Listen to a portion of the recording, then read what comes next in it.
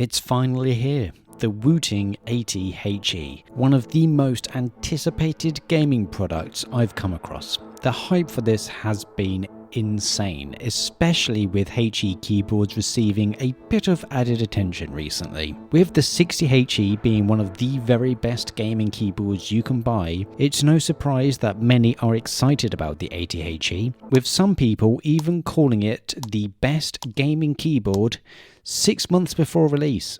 Are they right, or are they just fanboys that have too much love for an inanimate object? Wooting needs to match people's expectations, because if they don't, they'll probably end up crying. Some recent Hall Effect keyboards have looked to dethrone the 60HE as the best gaming keyboard. So let's take a look and see what Wooting have been cooking. Yeah, boy. Wooting kindly sent this out to me despite me breaking my 60HE. I can explain. Basically, what happened was, and also embarrassingly putting the strap on incorrectly in my original review. With this keyboard you can choose a plastic or zinc case. I went with plastic because it's more affordable and it's also the one that most people will buy. So let's start off by taking a look at what has changed with the build quality, as this was where the 60HE really got exposed. Taking this apart is rather simple. If you want an advanced guide, Wooting already has one available that you can follow. Basically, you remove the back screws and the top case comes off after a slight push and pull on some clips. And this top case is a part of the gasket mount that's being used. There's a silicone pad that sits between the PCB and the switch plate. On the 60HE, this was just dampening foam. On this silicone pad, there is some extended areas that are being used as the gasket mount. When put back together, the case will clamp down on these pads, keeping it all in place. This will have a massive improvement to the sound of the keyboard, as well as the improved Lecker V2 switch, which I'll get to next. As you can see here, there's the little LED bar that we'll take a look at as well. Hopefully it's not just an RGB gimmick. On the underside of the PCB, you have a neat little guide that labels all the components and some dampening foam on the bottom. The gasket is rather interesting, as most of the others I've tried have had the gaskets placed around the switch plate. So let's put this back together and give this a listen.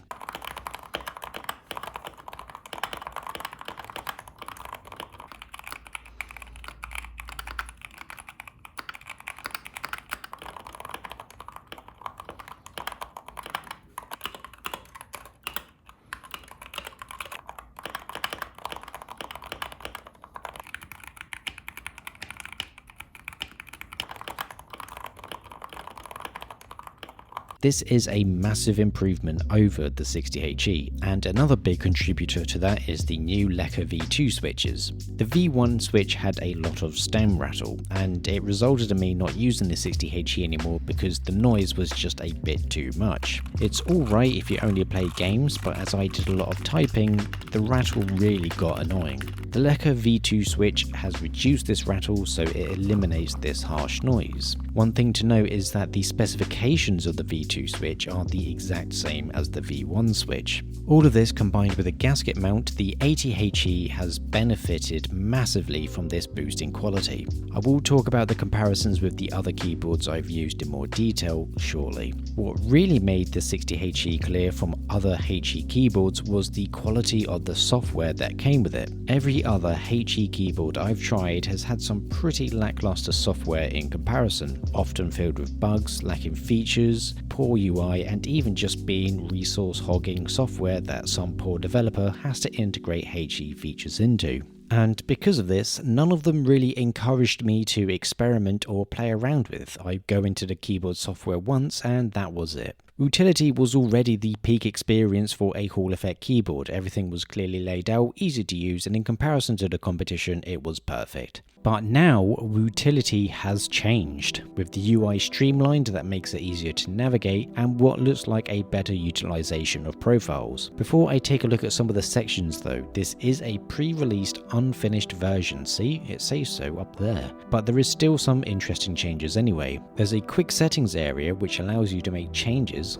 and get a load of this, quickly. Actuation points, rapid trigger, and gamer mode. When you mouse over each section, the keyboard displays the relevant information that you'll need. Profiles are brought forward a lot more to encourage more use of them, I guess. You can even have a profile color and select a little avatar and rename them. There's still options to import and export profiles as well, so you can copy your favorite pro player settings and have it make no impact on your in-game performance. The remaining configuration settings haven't had much change. It's basically just labeling them in their own sections to make it clear where everything is. There's advanced keys which contain stuff like DKS, mod tap, and the stuff for filthy cheaters, rappy snappy, and snappy tappy. Then there's the new feature, the notification bar. This I can't really talk about that much though, because it's lacking a lot of functionality. This is still being worked on and there will be more features available on full release. The intention behind this is to communicate with you without having your whole keyboard lit up like a Christmas tree. In the future, Wooting says that it will use a background service that could be used to display system information, so volume and RAM usage and stuff like that. There could be some cool uses for this. I think maybe setting a visual alarm could be good, so you press a key and it starts a visual timer and flashes once it's complete, so you can time it to an in-game event or something. Now we get to the real meat and gravy of this review. First, this costs around $200, so it is asking for quite a bit of money in this economy. I've been using this very heavily over the past few days, playing a lot of Deadlock, and I also wrote this review with the 80HE. The quality improvements when compared to the 60HE are massive. It feels so much more comfortable to use because of the gasket mount and improved switches. In terms of quality when compared to some other HE keyboards, it doesn't beat the aluminium ones, which is really no surprise. Aluminum is just a higher quality material over plastic. Having said that, I do feel like they have gotten the most out of a plastic case here, as it feels far superior over some of the other plastic Hall Effect keyboards I have tried. An upside of the plastic case though is it's very light, so if you travel with it because you're a professional player, so nobody watching this isn't going to be a huge burden when traveling. Some of the aluminium ones I have, they're really heavy, but it's the functionality of the 80HE that puts this in a world of its own.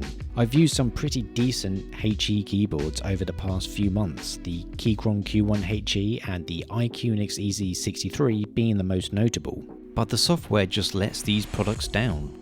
With the 80HE you're getting a high quality keyboard that I admit could be physically better, but you're getting a level of software functionality that is unrivaled, and that truly unlocks the power of Hall Effect switches. The main thing is that the improvements have addressed all of my complaints about the 60HE, and having reliable software that I can just jump into and make changes quickly has been seriously missed. I had to set up a Deadlock profile and I was able to do that in like a minute. There is no doubt in my mind when I say that the Wooting 80HE is the best gaming keyboard on the market. I guess these guys were right after all. What else do they know? Now you have the best gaming keyboard, what about the best gaming mouse? Well, there's a video on screen now that's going to help you out there.